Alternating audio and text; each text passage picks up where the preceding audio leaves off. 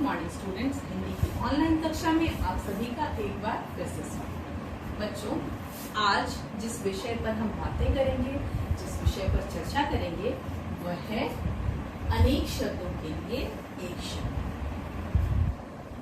अनेक शब्दों के लिए एक शब्द। अनेक शब्द, बहुत सारे शब्द मीनिंगफुल ही होते हैं, पर सारे शब्द भी, सारे के सारे वाक्य मीनिंगफुल होते हैं, बट अपनी बातें, अपनी भावों को कम शब्दों में व्यक्त करना ही अनेक शब्दों में के लिए एक शब्द कहलाता है। यह आपको आपके ज्ञान सुधा पुस्तक में पाठ 14 में मिलेगा, इनका हम अभ्यास करने वाले हैं। राम चित्र बना रहा है, उसे चित्र करना पसंद है। राम चित्र बनाने वाला है। राम चित्र बना रहा है, उसे चित्र करना पसंद है, और राम चित्र बनाने वाला है। चित्र बनाने वाले को क्या कहते हैं? चित्रकार। अब मैं इन्हीं वाक्यों को दोबारा आपको सुनाती हूँ। राम चित्र बना रहा है, उसे चित्र बनाना पसंद है। राम एक चित्रकार है। राम एक चित्र बनाने वाला है। इससे ज्यादा अच्छा सुनने में, और हमारे भाव तो वही रह गए, भाव में तो कोई परिवर्तन नहीं आया। राम अभी भी चित्र बना रहा है और वह एक चित्रकार है। हमें यह क्या मालूम हुआ यहाँ बच्चों, कि चित्र बनाने वाले को चित्रकार कहते हैं। इसी तरह शेर मांस खाता है, वह मांस खाने वाला जानवर है।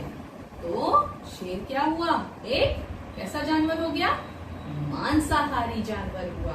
शेर एक मांसाहारी जानवर है, यानी कि अनेक शब्द क्या हो गए? मांस खाने वाला।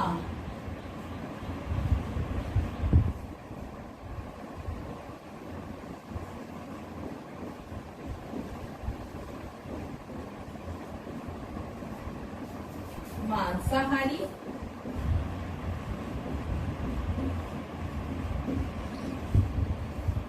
और मैंने एक और उदाहरण क्या दिया था? चित्र बनाने वाला।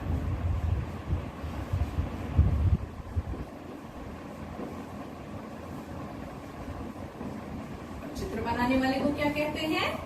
चित्रकार। अपने भावों को, अपने विचारों को यहाँ मैंने कम से कम शब्दों में व्यक्त करने की कोशिश की। शेर मांस खाने वाला जानवर है। शेर मांसाहारी जानवर है। मांस खाने वाला को कम कर दिया, मांसाहारी। चित्र बनाने वाला चित्रकार। वैसे ही बहुत सारे और भी उदाहरण होते हैं, जैसे कि राधा गांव में रहती है। राधा गांव में निवास करती है। और गांव में निवास करने वाले को, गांव में निवास करने वाले को क्या कहते हैं? ग्रामीण।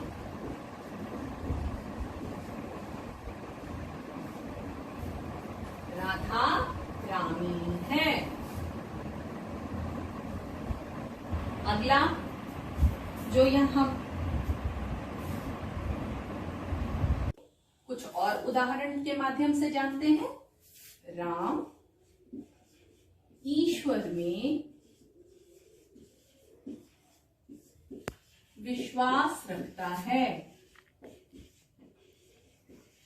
राम ईश्वर में विश्वास रखता है।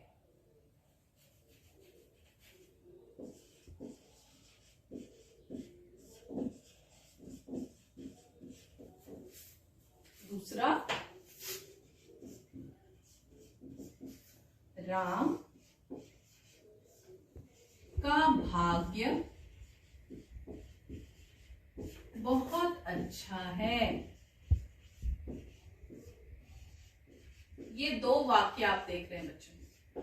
राम ईश्वर में विश्वास रखता है और राम का भाग्य बहुत अच्छा है।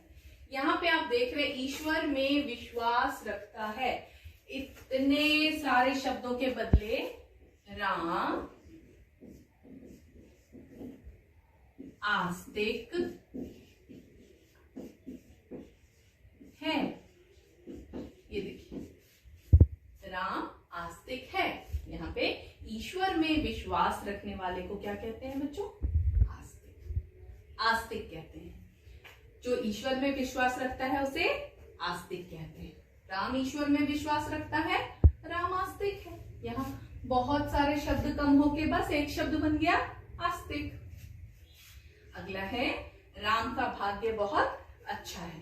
राम भाग्यशाली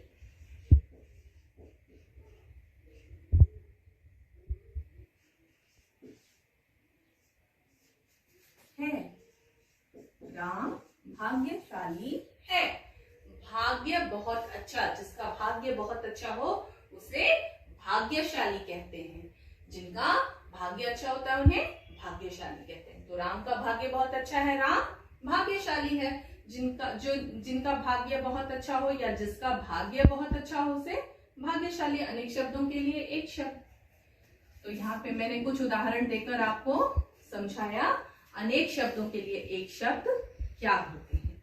आगे हम अपनी पाठ्य पुस्तक यानी कि अपनी ज्ञान सुधा पुस्तक से अभ्यास करेंगे हर बार की तरह, और जो आपको अपनी कॉपी में लिखना है उसकी भी जानकारी दी जाएगी।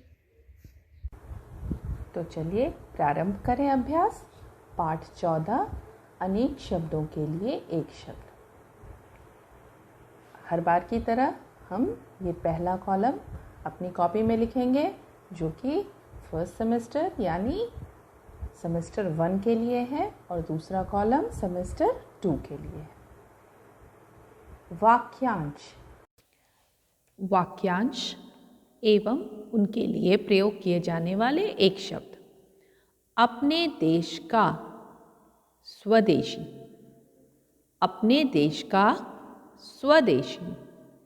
जो गांव में निवास करता हो, ग्रामीण। जो गांव में निवास करता हो, ग्रामीण। कम खाने वाला, अल्पाहारी। कम खाने वाला, अल्पाहारी। जिसमें बल ना हो, निर्बल। जिसमें बल ना हो, निर्बल। जो सदा सत्य बोलता हो, सत्यवादी। जो सदा सत्य बोलता हो, सत्यवादी। शुभ चाहने वाला, शुभ चिंतक। शुभ चाहने वाला, शुभ चिंतक। जिसका कोई अर्थ न हो, निरर्थक। जिसका कोई अर्थ न हो, निरर्थक। कम खर्च करने वाला, मितव्ययी।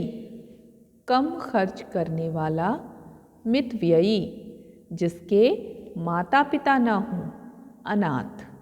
जिसके माता पिता न हों, अनाथ। पृष्ठ संख्या 65 पे आते हैं। जो कभी बूढ़ा न हो, अजर। जो कभी बूढ़ा न हो, अजर।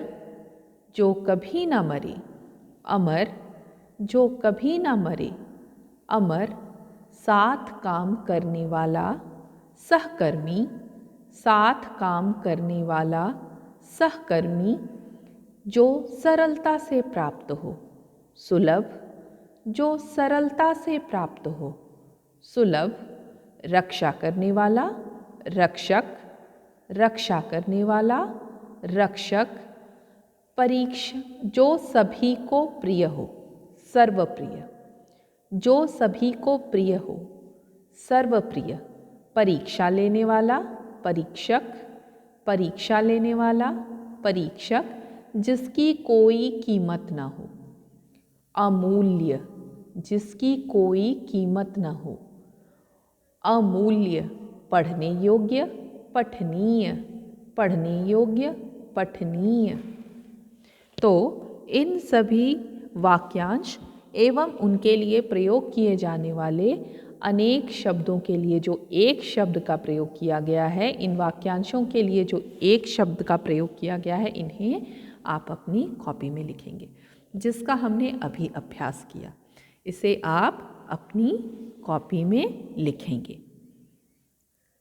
पीडीएफ की सहायता से लिख सकते हैं। यह पीडीएफ आपको कैंपस केयर में भी मिल जाएगा और आपकी गूगल क्लासरूम में भी। तो इसे आप अपने कॉपी में लिख लेंगे। पुस्तक की अभ्यास क्योंकि आपने पहले ही कर रखा है, तो इसे करने की बिल्कुल आवश्यकता नहीं है। और अगर आपने नहीं किया है तो आप कर लेंगे।